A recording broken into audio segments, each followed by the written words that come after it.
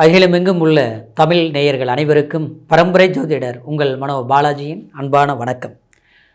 2026 மே மாதம். இந்த மாதத்தில் நவ கிரகங்களின் பெயர்ச்சிகளால் உங்களுடைய ராசிக்கு தொழில், குடும்பம், பொருளாதாரம், அதே சமயத்தில் எதிர்பார்க்கக்கூடிய ஒரு நல்ல விஷயங்கள், அதை எந்த அளவுக்கு நமக்கு சாதகமாக சக்ஸஸாக பண்ணக்கூடிய ஒரு வாய்ப்புகள் இருக்குது அப்படிங்கிறத பற்றி இந்த பதிவில் தெளிவாக நம்ம பார்க்க போகிறோம்ங்க.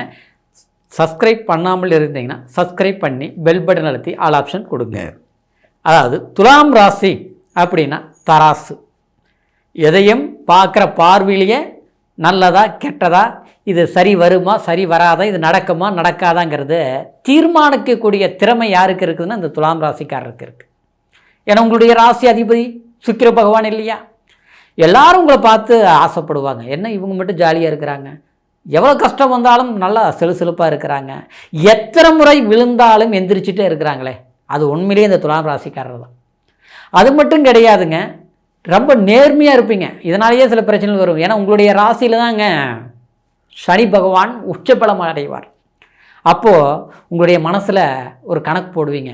இது ரைட்டு, இவங்க நல்லவங்க, இவங்க கெட்டவங்க, இது வேணும் இது வேண்டாம். அது எதை சார்ந்து இருக்கும்னா உங்கள் தேவைக்கு சார்ந்து இருக்காது, நேர்மைக்கு சார்ந்து நீங்கள் வாழ்ந்துட்டுருப்பீங்க. இது உண்மைங்க. துலாம் ராசிக்காரர் எவ்வளோ கஷ்டம் வந்தாலும் அப்படியே கொஞ்சம் கூட பிசுறு இல்லாமல், இப்படின்னா இப்படி தான், நேர்மைன்னா நேர்மை தான், உண்மைன்னா உண்மை தான், தப்புன்னா தப்பு தாங்க, தட்டி கேட்கக்கூடிய திறமை இந்த துலாம் ராசிக்காரருக்கு அதிகமாக இருக்கும். ஆனால் எந்த இடத்துல இருந்தாலும் உங்களுக்குன்னு ஒரு சுட்டு வட்டாரத்தை உருவாக்கி வச்சுக்குவீங்க. சில நண்பர்களை சரிங்களா, அதிகமாக நெருங்க மாட்டீங்க யாருக்கிட்டையும். உழைப்பு அதுதான் அதிகமாக இருக்கும்.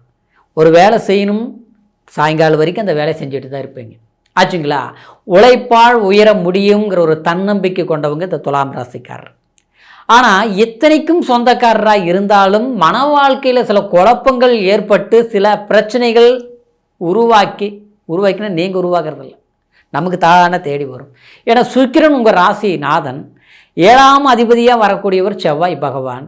சிலருக்கெல்லாம் பார்த்தோம்னா குடும்ப வாழ்க்கையில் அதிகமான சிக்கல்கள் வரும் சரிங்களா.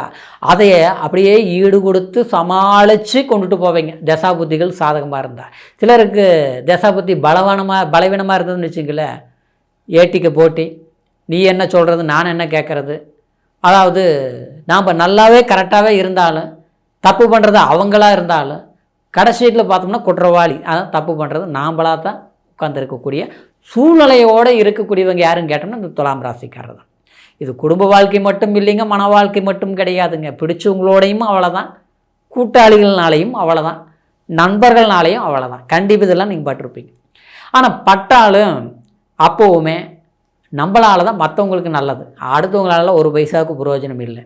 இந்த மாதிரி ஒரு சூழ்நிலை இது எல்லாமே கடந்து மீண்டு எப்போ தான் நமக்கு ஓரளவுக்கு நம்மளுடைய திறமைக்கு தகுந்த மாதிரி சாதிக்க முடியும் அப்படிங்கிற காலத்தை எதிர்பார்க்கக்கூடிய உங்களுக்கு இந்த மே மாதத்தில் கிரக பெயர்ச்சிகள் சனி பகவான் சாதகமாக இருக்குது. 6இல் சனி இருக்கிறது, வருடக்கோள்களான பெயர்ச்சி உங்களுக்கு சாதகமான பலன்.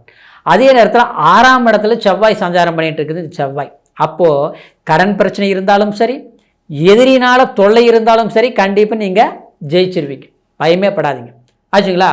ஒரு விஷயத்தை செய்கிறதுக்கு இன்னொருத்தர் இடைஞ்சலாக இருக்கிறாங்க, நமக்கு அது பண்ணுறதுக்கு முடியாமல் தடுக்கிறாங்க அப்படின்னா அந்த சிக்கலை நீங்கள் சமாளித்து ஜெயிச்சிருவீங்கன்னு சொல்ல வரேன்.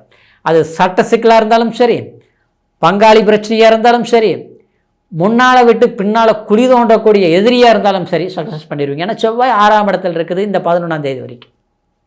அடுத்தது பார்த்தோம்னா உங்களுடைய ராசிக்கு 7ஆம் இடத்துக்கு ஆட்சி பலத்தை அடைவார்.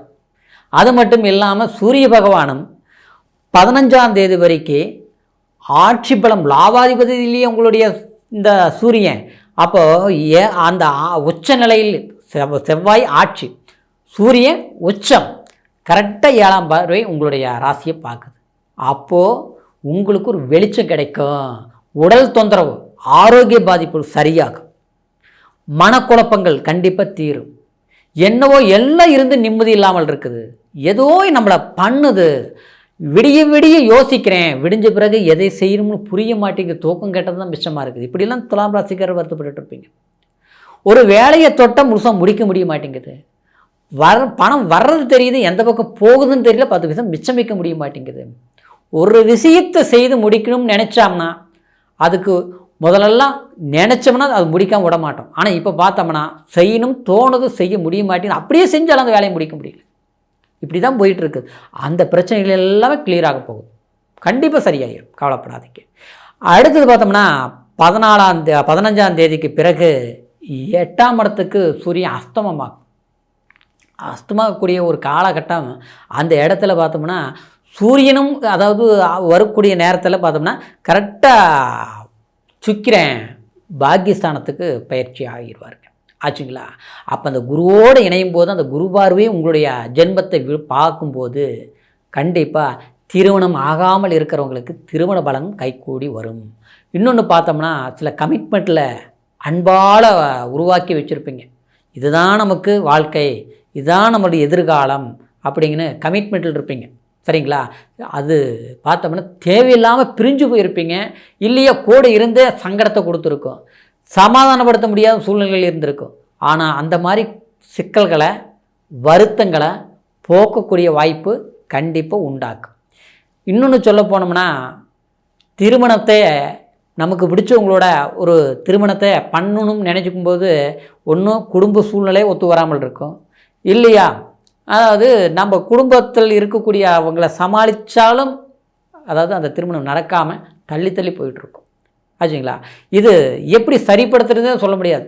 பிடிச்சவங்களோட வாழ முடியல, வாழ்ந்தவங்களோட அதாவது சேரும் நினைக்கும் போது அது ஏதோ ஒரு தடையாக இருக்குது. இதுக்கு காரணம் புரியல, எதை சரிப்படுத்தணும்னாலும் சரிப்படுத்த முடியல, ஏதாவது மற்றவங்களால ஒரு இடைஞ்சல்கள் உருவாகிட்டு இருக்குது, சரிப்படுத்த முடியாத ஒரு சூழ்நிலையாக அப்படியே போயிட்டுருக்குது அப்படிங்கிற ஒரு கணக்கு மனக்குழப்பம், அதை தீர்த்துக்கூடிய ஒரு அடுத்த 3வது மனிதர்களால் ஒரு நன்மைகள் உங்களுக்கு உண்டாகும், ஆச்சுங்களா.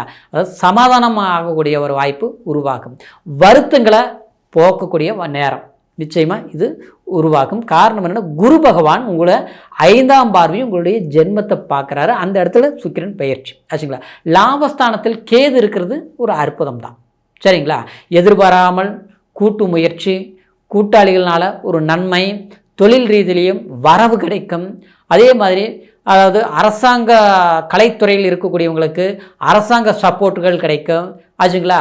சொந்தமாக தொழில் பண்ணுறவங்களுக்கு பண்ணிகிட்டு இருந்தவங்களுக்கு கடந்த காலத்தில் ஏற்பட்ட நெருக்கடிகள் இருந்து அந்த தொழில் வளர்ச்சியான ஒரு பாதையை நோக்கி பயணிக்கக்கூடிய ஒரு வாய்ப்பு நிச்சயமாக துலாம் ராசிக்காரருக்கு கூடி வரக்கூடிய ஒரு காலம்தான், சரிங்களா.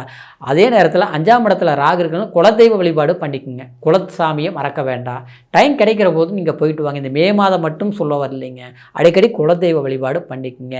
அதே நேரம் இந்த துலாம் ராசிக்காரருக்கு பஞ்சமுகம் ஆஞ்சநேயர் வழிபாடு பண்ணுறது ரொம்ப ரொம்ப இந்த காலகட்டம் சிறப்பாக இருக்கும், சரிங்களா. இப்போ நான் சொன்ன பலன்கள் கோச்சார அடிப்படையில் நான் சொல்லியிருக்கிறேன். கோச்சாரங்கிறது ராசியை வச்சு சொல்லியிருக்கிறேன், ஆனால் பிறப்பு ஜனன ஜாதகம் தசாபுத்தி எப்படி இருக்குதுங்கிறது ஒரு முறை பார்த்துக்குங்க. ஏன்னா தசாபுத்திகள் சாதகமாக இருந்தால் இன்னும் யோகத்தை கொடுக்கும், அதே பாதகமாக இருந்தால் இந்த நேரத்தில் எது செய்யலாம் எது செய்யக்கூடாது அப்படிங்கிறது கொஞ்சம் முடிவெடுத்து நம்ம செய்கிறது சிறப்பாக இருக்கும், சரிங்களா. ஏன்னா இந்த மே மாதத்தை பொறுத்த வரைக்கும் உங்களுடைய கோச்சாரம் ஓரளவுக்கு சாதகமாக தான் இருக்குது, சரிங்களா. இப்போ இந்த ஜாதகம் அப்படின்னா உங்களுடைய date of birth, time, place, இதை 3ஐயுமே உங்களுடைய ஜாதகம் இல்லாமல் இருந்தால் கண்டிப்பாக நீங்கள் வந்து அந்த டேட் ஆஃப் பர்த் மட்டும் கொடுத்து கூட ஜாதகம் பார்க்கலாம். நம்மகிட்டே பார்க்கணும்னு நீங்கள் நினச்சாலும் கீழே இருக்கிற நம்பருக்கு ஃபோன் பண்ணி உங்களுடைய பிறந்த தேதி, நேரம், பிறந்த ஊர் 3ஐயும் தெரியப்படுத்தி உங்களுடைய முழுமையான பலன்களை கேட்டு தெரிஞ்சுக்கிட்டு இருக்கக்கூடிய காலம் உங்களுக்கு சாதகமாக இருக்க அதுக்கு உண்டான சில தசாபுத்திகளுக்கு தகுந்த மாதிரி முயற்சிகள் பண்ணுங்கள். கண்டிப்பாக அற்புதமான வளர்ச்சியும் முன்னேற்றமும் துலாம் ராசி அன்பர்களுக்கு ஏற்படும்ங்கிற ஒரு வாழ்த்துக்களோட அடுத்த பதிவில் சந்திக்கும் வரைக்கும் நன்றி, வணக்கம்.